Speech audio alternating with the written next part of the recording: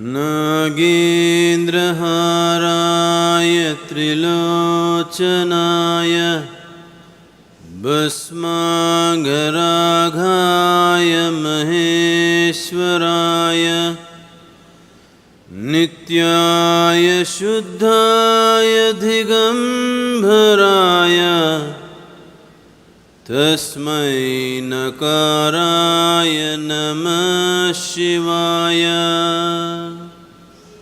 Tasmai Nakaraya Namah Shivaya.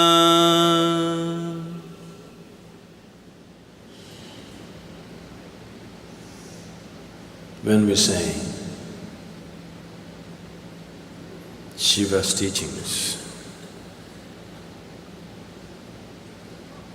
we need to understand that we are not talking in terms of philosophies or ideas.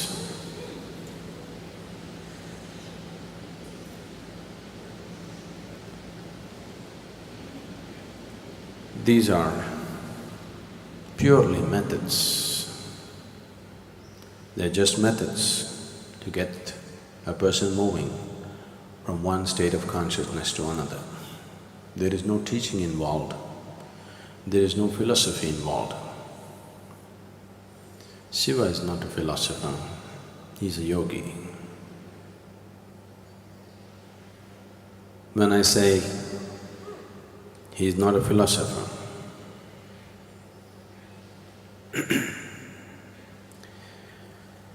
see, it's very easy to be philosophical. In fact, the less you know, the more the chances that you will become philosophical. It's very easy to become a philosopher. You just have to read a couple of books and misunderstand them.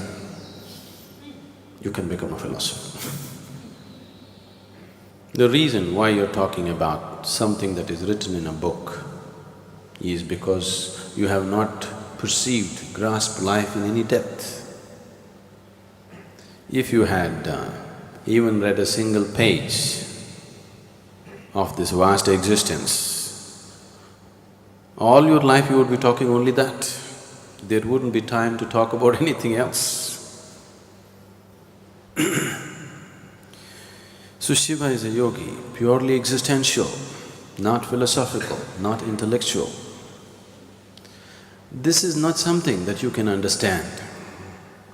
This is not something that you have to be convinced about. This is not something that you have to agree with. This is something that you learn to relate with. If you can relate to it and experiment with it will do miraculous things for you. You could become as blissful as Devi became, that she just went mad as a March hare and romped about the mountains for many millennia. We'll curtail the time for you, but we got the mountains, we got the madness, we got everything. As he started expounding the various dimensions of yoga, Devi took on various forms. She became love, she became compassion, she became anger, she became fury, she became deadly, she became very pleasant, she became unpleasant. She took on every kind of form that could happen within the human consciousness. As she took on these forms, they went from the subtle to the more and more intense kind of forms. As Devi took on various forms, the seasons changed, the atmosphere in the world changed, because she is the Shakti, the basic energy behind the existence. As she went into many phases of her consciousness, everything around changed. And Then he brought her to a state to make her realize all this is just a play of energy. She is none of these things. What she is beyond all these forms that she can take. And to harness that energy and make it happen the way it should happen is the science of yoga, and the explosion of yoga started.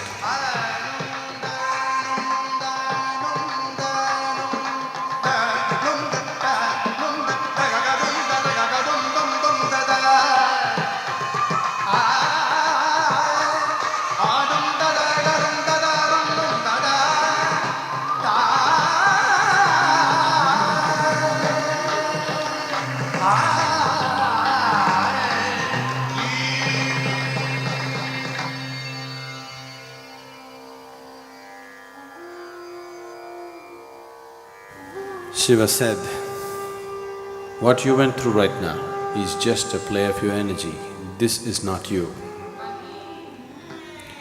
Then Devi asked, how do I realize that this is not me? Then Shiva gave her a simple process.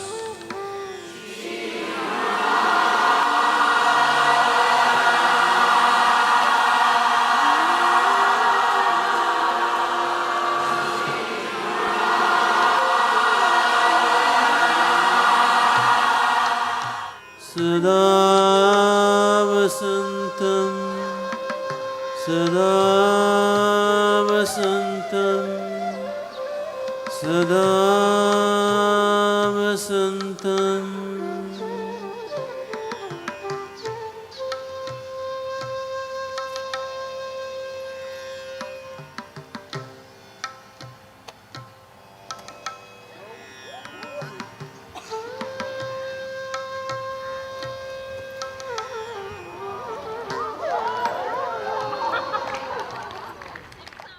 The dancer who is here, her name is Anita Ratnam, probably most of you already know.